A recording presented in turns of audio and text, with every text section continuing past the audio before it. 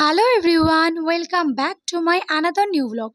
অনেক দিন পরে তোমাদের সবার সাথে আবার একটা নতুন ভিডিও শেয়ার করতে চলে এলাম। আজকে বিকালবেলা ছেলেকে নিয়ে একটু ঘুরতে বেরিয়েছিলাম, তো ভাবলাম যেতে যেতে তোমাদের সাথেও একটু শেয়ার করে নিই কোথায় যাচ্ছি, আর তোমাদের সাথে যেতে যেতে একটু গল্পও করে নেব, ওই কারণে ভিডিওটা করা। তো অনেক দিন ধরেই আমি আমার নতুন কাজের কোনো ফটো ভিডিও পোস্ট করছি না, বা আমার নতুন কাজের কোনো আপডেট আমি দিচ্ছি না।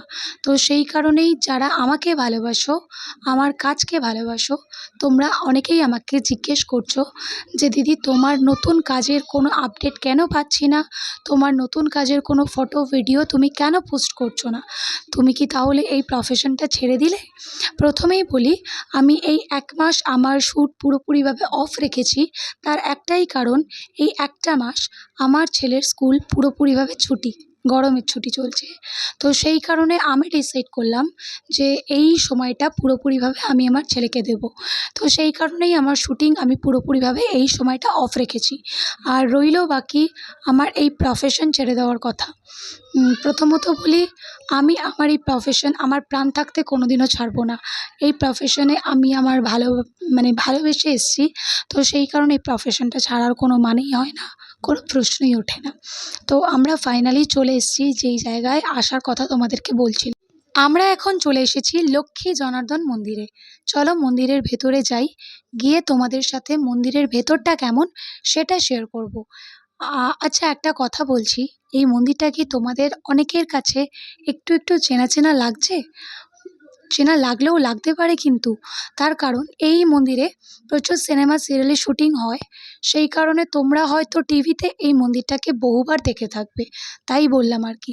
সামনে আমার ছেলে যাচ্ছে হেঁটে হেঁটে, এবার আমিও মন্দিরের ভেতরে যাই আস্তে আস্তে। চলো, সামনেই দেখো কী সুন্দর জগন্নাথ দেব। আর একটা কথা, তোমরা যারা আমার মেকআপ ব্যাচে অ্যাডমিশন নেওয়ার জন্য আমাকে কন্ট্যাক্ট করেছিলে, তারা আমার সাথে আরেকবার যোগাযোগ করে নিও। আমাদের সিট বুকিং চলছে এবং জুনের 20 তারিখ থেকে আমাদের ক্লাসটা শুরু হচ্ছে। চলো মন্দিরের ভেতরটা আমি দেখিয়ে দিচ্ছি একবার। দেখো তো একটু একটু চিনতে পারো কিনা মন্দিরটাকে। আমার মনে হয় তোমরা হয়তো চিনতে পারছো মন্দিরটাকে, কিন্তু দুঃখের বিষয় একটাই, মন্দিরের যিনি দেবতা আছেন, আমি তার ফটো তোমাদের সাথে শেয়ার করতে পারবো না। তার কারণ এখানে দেবতার ছবি তোলা নিষেধ আছে। তো যাই হোক, মন খারাপ করো না, আমি মন্দিরটাকেই ভালোভাবে ঘুরিয়ে দেখিয়ে দিচ্ছি। মন্দিরের কারুকার্যগুলো কত সুন্দর না? এখান থেকে বেরিয়ে এবার আমরা যাব আমার ছেলেকে নিয়ে একটু পার্কে। মন্দিরটা আরেকবার তোমাদের সবাইকে একটু ভালো করে দেখিয়ে নিই, তারপর বেরোবো। চলো, আমার মনে হয় মন্দিরটা তোমরা বুঝতে পারছো। চলো, আমাদের মন্দির দর্শন হয়ে গেছে, এবার চলে এসেছি পার্কে। চলো এবার আস্তে আস্তে ভেতরে যাই, আর পার্কটা কেমন সেটা দেখাই ঘুরে। এখানে প্রচুর জিনিস আছে বাচ্চাদের খেলাধুলো করার জন্য, আর এখানে দেখো কত বাচ্চা খেলাধুলো করছে। মাঝে মাঝেই আমি আমার ছেলেকে পার্কে নিয়ে আসি, আরও অন্য একটা পার্কে যাই। এই পার্কটাতে আমরা সচরাচর খুব একটা আসি না, খুব একটা ভিড় থাকে বলে। তো আমরা অন্য আরেকটা পার্কে যাই, ওই পার্কটা ফাঁকা ফাঁকা থাকে। তো অনেক দিন বাদে আবার এই পার্কে এসেছি। দেখো আমার ছেলে স্লিপে উঠবে বলে ওপরে যাচ্ছে আস্তে আস্তে।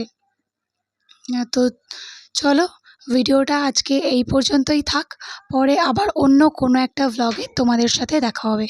চলো, টাটা।